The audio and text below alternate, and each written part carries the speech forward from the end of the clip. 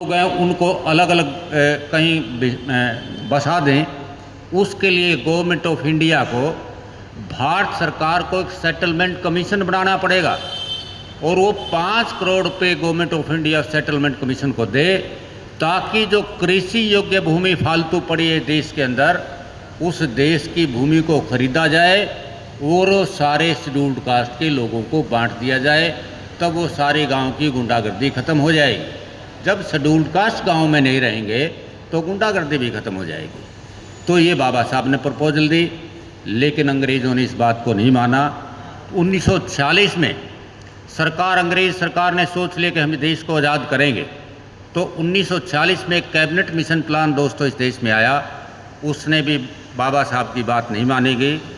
तो उससे ये ज़रूर हो गया कि हम इस देश में एक संविधान बनाना की प्रक्रिया शुरू करना चाहते हैं और इस देश को 5-6 महीने में आज़ाद करके चले जाएंगे। तो उसी बीच में संविधान बनाने की प्रक्रिया चल पड़ी। तो विचारकों में, थिंकर्स में, बुद्धिजीवियों में एक चर्चा चलने लगी कि इस देश का नवनिर्माण किस प्रकार से किया जाए। जब नवनिर्माण करने की बात आई, उसी दौरान बाबा साहब भीमराव अंबेडकर को ड्राफ्टिंग कमेटी का चेयरमैन बनाया गया। तो बाबा साहब ने संविधान के अनुच्छेद 2 में स्पष्ट लिखा है कि इस देश का अगर भला करना चाहते हो तो इस देश में स्टेट सोशलिज्म, समाजवाद कौन सा हो जो राज्य के साथ काम करे। राज्य जिस समाजवाद को लाए, इस तरह का समाजवाद इस देश में होना चाहिए।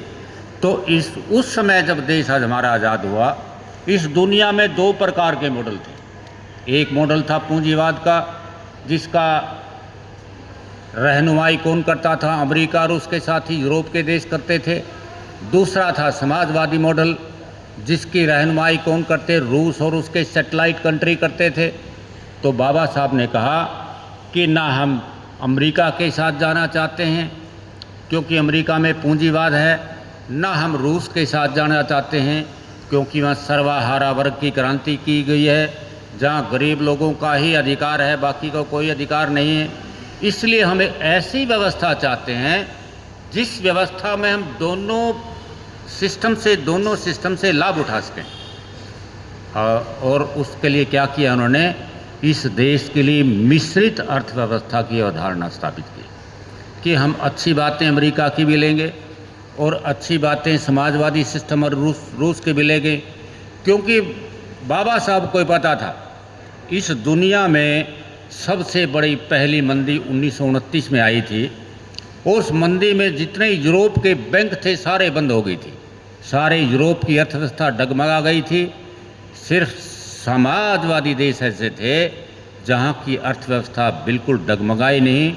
इसलिए बाबा साहब ने क्या विश्लेषण किया इस बात का कि ऐसा क्यों हुआ कि अमेरिका जैसे देश के बैंक बंद हो गए, सारा पूंजीवादी सिस्टम खत्म हो गया।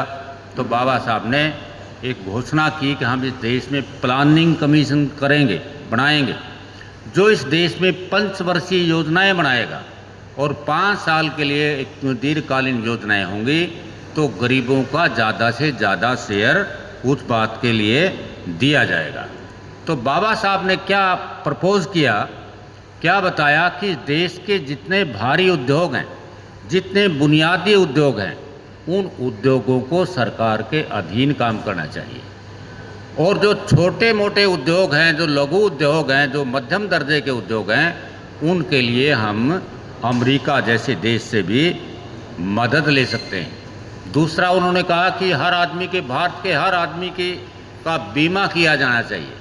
सरकार कंपल्सरीली बीमा करे, जिसकी आय जितनी है उस आय के हिसाब से बीमा करना चाहिए। और तीसरी बात उन्होंने की कि इस देश में सामूहिक कृषि होनी चाहिए। खेती बाड़ी इस धरती पर सरकार का अधिकार होना चाहिए, ताकि सारे लोग मिलजुल कर खेती कर सकें और किसी का शोषण ना हो। एक आदमी पे 100 एकड़ ज़मीन है, एक आदमी पे 1 किला ज़मीन भी नहीं है, ये ठीक नहीं है। इसलिए उन्होंने सामूहिक खेती का बढ़ावा देने की बात की। और इसके बाद उन्होंने देखा कि यूरोप के अंदर एक सबसे बड़ा राइटर हुआ है, थिंकर हुआ है, जिसको आज के पूंजीवाद का सबसे बड़ा आदमी कहते हैं। उसका नाम था एडम स्मिथ। एक किताब लिखी उन्होंने, जिसका नाम था वेल्थ ऑफ नेशन। एक दूसरे राइटर थे जिनका नाम था रिकार्डो, एक का नाम था माल्थस। उन तीनों ने जो विचार दिए इस दुनिया को, उनको हम कहते हैं लासा फेरा। लासा फेरा शब्द है, एक फ्रेंच टर्म है, जिसका मतलब है कि पूंजीपतियों को फ्री छोड़ दिया जाए, सरकार उनके काम में कोई हस्तक्षेप ना करे। तो हुआ भी यही। 16वीं-17वीं शताब्दी में इस दुनिया के अंदर जो पूंजीवादी देश थे, सरकारों ने पूंजीपतियों के काम में हस्तक्षेप करना बंद कर दिया और इस बात की दुहाई दी कि अगर सरकार हस्तक्षेप ना करे, डिमांड एंड सप्लाई के नियम के हिसाब से क्या होगा, अगर मज़दूर ज़्यादा होंगे तो मजदूरी कम हो जाएगी, अगर मज़दूर कम होंगे तो मजदूरी अपने आप बढ़ जाएगी। इस तरह के विचार। इसी प्रकार से काम के घंटे ज़्यादा काम लिया जाने लगा, उनका शोषण बढ़ने लगा। एक पीबी शेल्ली जैसा राइटर, जो इंग्लैंड का बहुत बड़ा कवि था, उसने कविता लिखी है उन दिनों, इस बात से परेशान होकर, इंग्लैंड के सिस्टम से परेशान होकर। अरे कहता है, जो अन्न उगाता है वो रोटी खा नहीं सकता, जो सड़क बनाता है वो सड़क पे चल नहीं सकता, जो भवन बनाता है वो भवन में रह नहीं सकता। क्या व्यवस्था है तुम्हारी। इस देश में, इस दुनिया में पहली बार 1848 ईस्वी कार्ल मार्क्स ने किताब लिखी, जिस किताब का नाम था कम्युनिस्ट मैनिफेस्टो, और एक किताब लिखी दास कैपिटल। उस दास कैपिटल और कम्युनिस्ट मैनिफेस्टो में कार्ल मार्क्स ने बताया कि गरीब के शोषण का सबसे बड़ा कारण पूंजीवाद है। जब तक हम पूंजीवाद को ख़त्म नहीं करेंगे, तब तक हमारे मजदूरों का शोषण चलता रहेगा। और वो ख़त्म कैसे होगा? वो ख़त्म होगा, ए दुनिया के मजदूरों एक हो जाओ। You have nothing to lose but your change.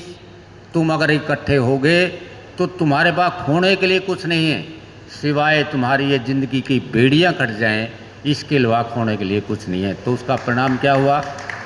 तो उसने लोगों को सबसे पहले आह्वान किया कि दुनिया के मजदूरों, तुम इकट्ठे हो जाओ और इकट्ठे हो के कैसी क्रांति करो कि पूंजीवाद का सिस्टम ही खत्म हो जाए। तो सबसे पहले जब दास कैपिटल जैसी, कम्युनिस्ट मैनिफेस्टो जैसी किताबें छपी, उसका परिणाम ये हुआ कि मजदूरों के लिए भी थोड़े थोड़े कानून यूरोप में बनने लगे। उससे पहले यूरोप में मजदूरों के लिए कोई कानून नहीं था। सबसे पहले कब हुआ? 1848 के बाद, यानी 1900 शताब्दी में। तो बाबा साहब ने भी वहाँ से प्रेरणा ली और इस देश के संविधान में प्रस्तावना में ही आर्थिक न्याय की बात की गई है। फंडामेंटल राइट में आप पढ़िए, 14 से लेकर के 16 तक जो फंडामेंटल राइट्स में रिजर्वेशन का अधिकार दिया गया है। आपको एक बात बताता हूँ, जो 14, 15, 16 सेक्शन इस देश में बनाए गए। एक मद्रास में केस किया, क्योंकि ब्राह्मणवादी शुरू से खिलाफ थे कि रिजर्वेशन नहीं मिलना चाहिए। एक लड़की का MBBS में दाखिला नहीं हुआ, जर्नल लड़की थी वो, तो मद्रास हाई कोर्ट में गई और उसने गुहार लगाई कि एक दलित के बच्चे का दाखला MBBS में हो गया और मेरा नहीं हुआ। उस केस का नाम था चंपाकप दोराय राजन बनाम मद्रास स्टेट। दुनिया, ये भारत के इतिहास का सबसे बड़ा केस है। क्यों सबसे बड़ा केस है? कि अगर वो केस ना होता तो इस देश के अंदर हमारा पहला संविधान संशोधन नहीं होता।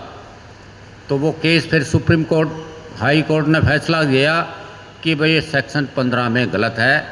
जब हम एक तरफ लिखते हैं कि जाति के नाम पे भेदभाव नहीं हो सकता, धर्म के नाम से, लिंग के नाम से भेदभाव नहीं हो सकता, तो ये लड़की का दाखला इसलिए हुआ कि जनरल कैटेगरी से आती है, इसलिए दलित बच्ची का दाखला नहीं होना चाहिए। और दाखला किसका होना चाहिए? का चंपाकप दोराय राजन का होना चाहिए। तो केस फिर सुप्रीम कोर्ट गया, सुप्रीम कोर्ट ने भी यही फैसला दिया। तो उसके बाद आपने एक नाम सुना होगा पेरियर का। पेरियार ने सारे दक्षिण भारत में हड़ताल कराई, रेलें बंद करा दी गई, बसें बंद करा दी गई, सारा दक्षिण भारत बंद हो गया। तो तब नेहरू प्राइम मिनिस्टर थे, बाबा साहब लॉ मिनिस्टर थे। 1951 की बातें बता रहा। तो नेहरू ने बाबा साहब को बुलाया, भाई बताओ इसका क्या समाधान किया जाए। तो बाबा साहब ने बात बताई कि इसका एक ही समाधान हो सकता है, और वो समाधान ये है कि इस सिस्टम को, रिजर्वेशन के सिस्टम को फंडामेंटल राइट बना दिया जाए।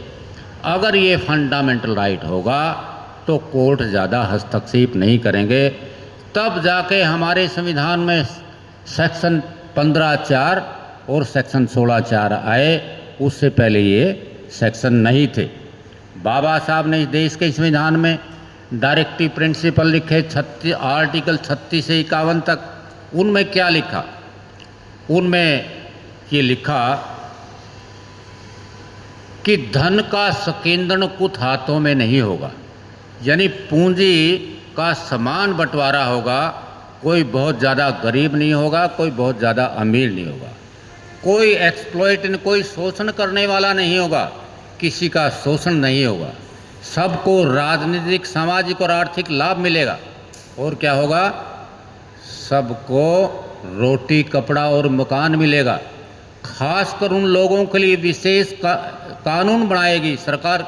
डायरेक्टिव प्रिंसिपल और फंडामेंटल राइट में अंतर क्या है, ये जानने वाली बात है। डायरेक्टिव प्रिंसिपल डायरेक्शन देते हैं सरकार को कि सरकार को किस तरह के कानून बनाने चाहिए, और हालांकि वो कोर्ट के द्वारा लागू नहीं किए जा सकते, लेकिन बाबा साहब ने ऐसा प्रोविज़न ज़रूर बना दिया कि सरकार अगर कोई कानून बनाए, वो कानून डायरेक्टिव प्रिंसिपल को, नीति के निर्देशक सिद्धांतों को ध्यान में रख के बनाए जाने चाहिए, जो अब की सरकार बिल्कुल नहीं कर रही।